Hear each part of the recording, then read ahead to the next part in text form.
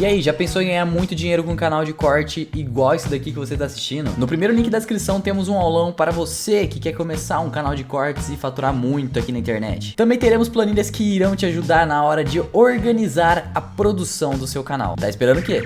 Por que quando os Estados Unidos invadem... Assim, eu entendo que a invasão dos Estados Unidos ao Iraque, ela tem uma característica diferente dessa invasão da Rússia à Ucrânia. Quais são essas características que eu acho que é bem importante de colocar elas? Então, e atrelado a essas características das diferentes invasões também, por que quando os Estados Unidos invadem o Iraque, a gente não tem toda essa repressão aos Estados Unidos como a gente está vendo da Rússia à Ucrânia? Primeiro que a gente teve o anti-americanismo na invasão pós-Iraque é gigante. Os europeus, os alemães, os franceses, assim, o mundo inteiro foi contra a invasão do Iraque. Mas ninguém fez sanção, as paradas assim sinistras, né? Claro que não. Ele tem razão.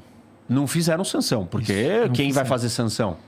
Você vê que aí existe realmente uma simetria. Assim, vocês têm que entender uma coisa. O mundo é conduzido... Eu não quero defender a Rússia, Não. Eu tô tentando trazer aqui. O mundo é conduzido entre um equilíbrio de força e moralidade. Tem horas que você privilegia a força, porque você acredita que você está fazendo certo, e aí vai ser difícil o outro lado falar, eu também acredito que eu estou fazendo certo. Só que tem elementos tangíveis para a gente mensurar isso. Primeiro, a Ucrânia não fez nenhuma agressão a ninguém. Zero agressão. A Ucrânia tá tentando só ser feliz e falar assim, eu quero ser independente e eu queria ser como a Polônia, eu queria ficar rica, próspera, ter emprego, me juntar à União Europeia e ser feliz. Os russos falaram, não, eu não deixo. Os russos querem conquistar a Ucrânia, querem anexar, querem falar, isso daqui é meu. Os Estados Unidos não queriam falar que o Iraque é deles. Sim. Primeiro, isso é o Iraque... controverso, né, o que você está dizendo. Não. Na verdade, o que o Putin está dizendo agora é que o que ele quer é que a Ucrânia assine uma documentação que ela é neutra em relação à participação na OTAN e que ela jamais vai entrar na União Europeia. Porque manter a invasão e a ocupação é muito caro. É muito importante. Isso, é legal. Esse ponto é muito importante. Porque é o seguinte, imagina que a Ucrânia assine hoje esse acordo. Eu pergunto para vocês, depois de tudo que eu falei aqui, que vocês estão interiorizando e digerindo e refletindo sobre o que eu estou falando, o Putin confia na assinatura do acordo? Pois é. Sim ou não? O Putin confiará nesse acordo? Sim ou não? Não, simples, me diz. Você acha que o Putin confia? Do ponto de vista internacional, acho que sim, porque ele vai ter uma legitimidade para realmente atacar com força se esse acordo for transgredido. Atacar com força, ele está atacando com força. Atacar novamente com força. Ele não precisa da legitimidade. Ele precisou da legitimidade para fazer esse ataque hoje? Não, ele não precisou, mas ele precisou de fake news, ele precisou de uma série de Mas ele precisa de fake news para a população dele. E para os outros simpatizantes que ele quer... Exatamente. Você precisa numa guerra ter um número de pessoas que gostam de você. Exatamente, é isso aí. Assim, a Ucrânia, nos anos 90, assinou um acordo com a Rússia. Isso. Você sabe desse acordo? Não. Sim. Não, então vamos lá. Eu sei. É importantíssimo esse acordo. Você é o Álvaro, porra. Olha lá o acordo. A União Soviética tinha o maior arsenal nuclear do mundo. Maior. E aí, o que aconteceu? A União Soviética tinha bombas nucleares aqui na Ucrânia, na Bielorrússia e no Cazaquistão.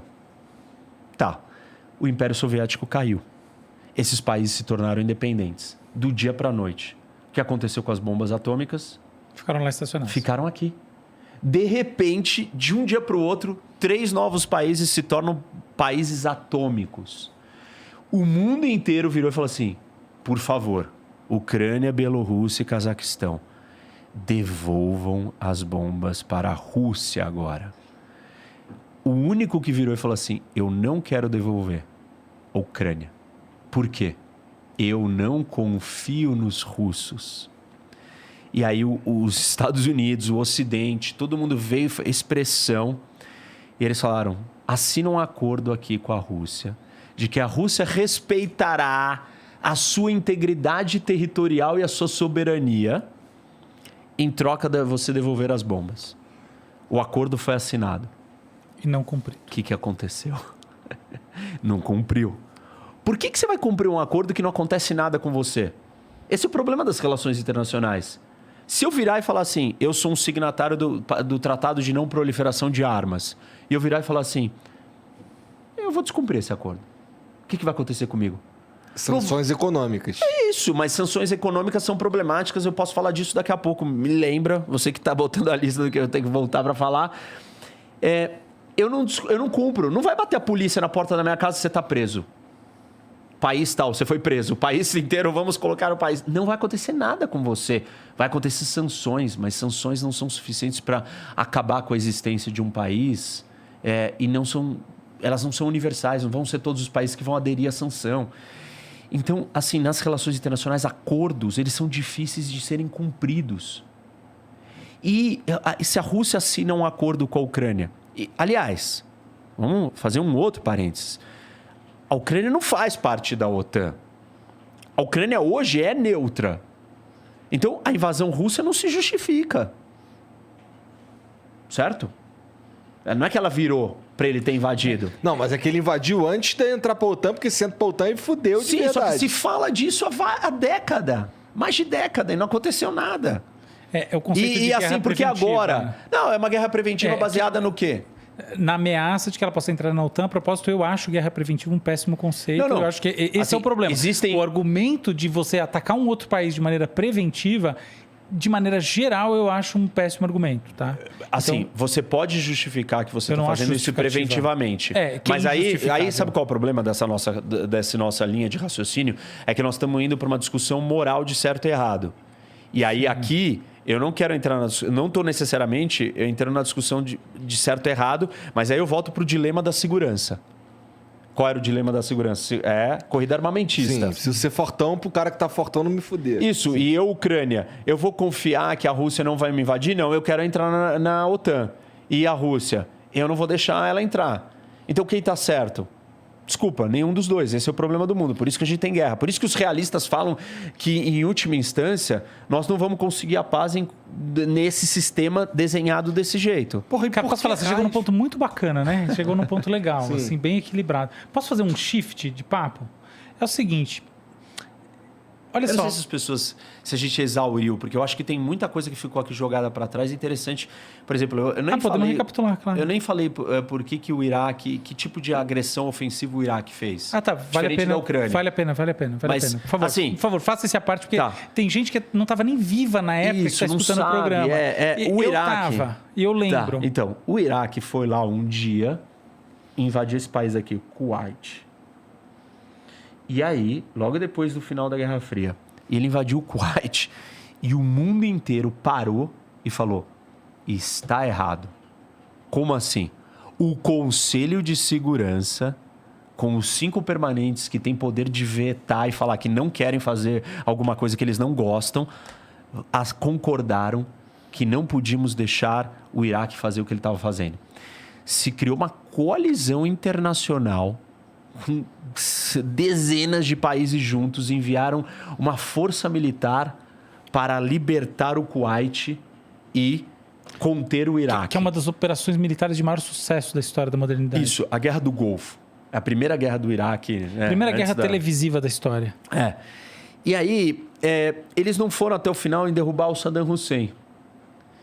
E aí ficou uma situação ruim, porque aí veio o terrorismo internacional, aí o Iraque tinha armas de destruição em massa, químicas, ele jogou essas armas nos curdos, que estão localizados aqui no norte do país, que eles ficam, que é esse povo que fica aqui entre o Irã, a Síria, Turquia, nesses 4 países aqui localizados. Então ele tinha armas de destruição em massa. Uma outra questão, tá? Eu achei até que você ia trazer ela. Qual?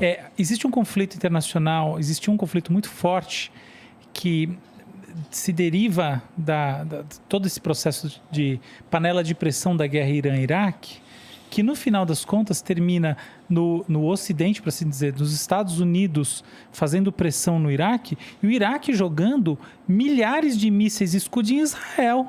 Eu acho isso uma coisa, assim, que... Essa foi uma retaliação do uma Iraque. retaliação Sim. que é absolutamente imprópria, porque no final... Enfim, o que eu queria dizer é que o Iraque muito grave, era assim, um país problemático. Por quê? E que jogava Porque mísseis num outro país que não estava em contato. Óbvio que tinha uma tensão imensa com Israel, mas ele estava jogando míssil num país que não estava em guerra com ele. Na verdade, assim, o Iraque é um país problema. Uma ditadura expansionista e agressiva.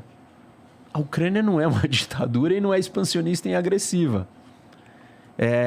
Então, assim, o projeto russo é de dominação da Ucrânia. E isso está claro com o tamanho da invasão. O projeto aqui era derrubar o Saddam e colocar uma democracia. Utópico, já sei, deu tudo errado. Os americanos foram embora. Mas são propósitos diferentes. Mesmo assim, eu não estou dizendo que isso daqui foi certo. Eu estou dizendo que foi errado, deu errado... Mas existem ainda assim nuances de diferenças. Não, eu vou relativizar todas as nuances. Bom, então não tem por que a gente falar de nenhum assunto. Porque a diferença está em cada caso. Aqui, você não tem justificativa, você não consegue achar uma justificativa para isso. Dizer que a Ucrânia não existe. Dizer que a identidade nacional ucraniana não existe.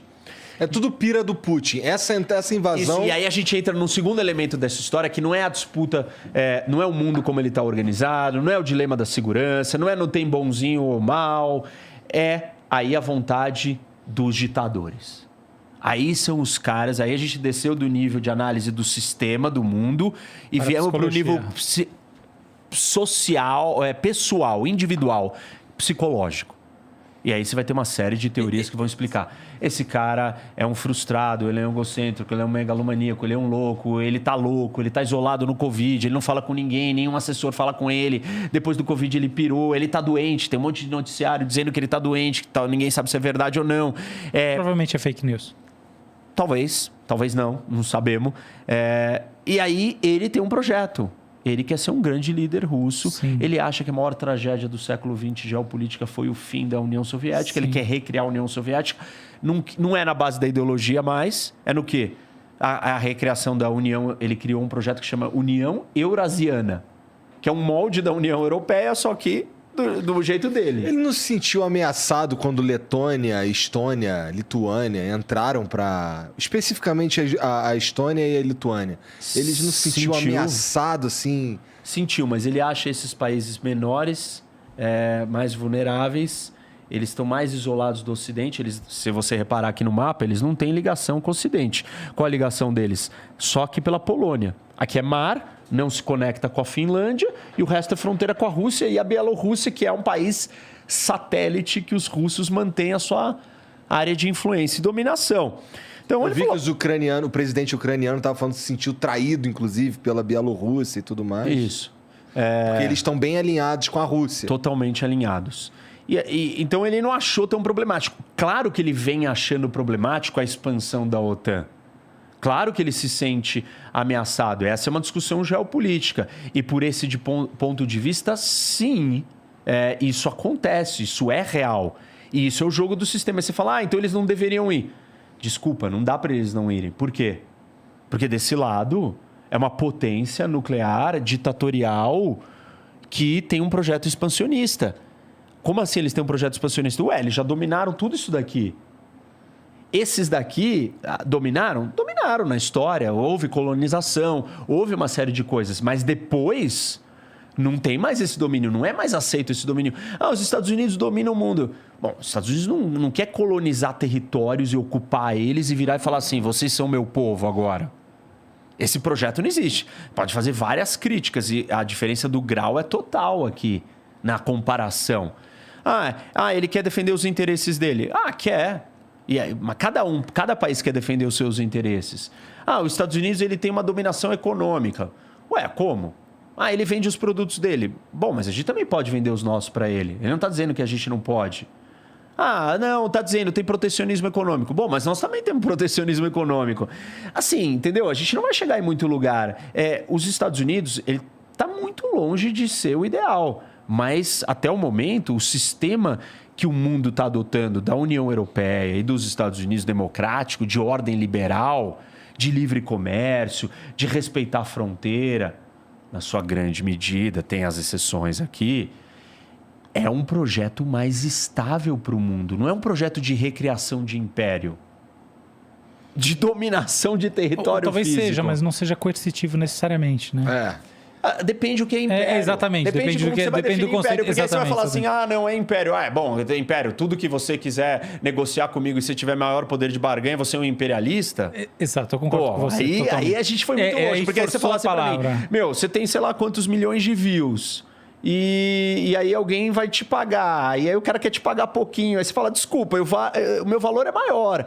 Você é um imperialista, você está extraindo mais do outro. Não, é uma relação de ganho mútuo. É diferente isso. Sim, não é uma relação de exploração, é uma relação de ganho mútuo, aonde o quê? Um dos lados ganha e o outro também ganha. Um lado ganha mais? Claro. Mas o outro lado também ganha alguma coisa. E essa é uma relação de livre comércio. Você tem um produto que vale mais para mim, não para ele.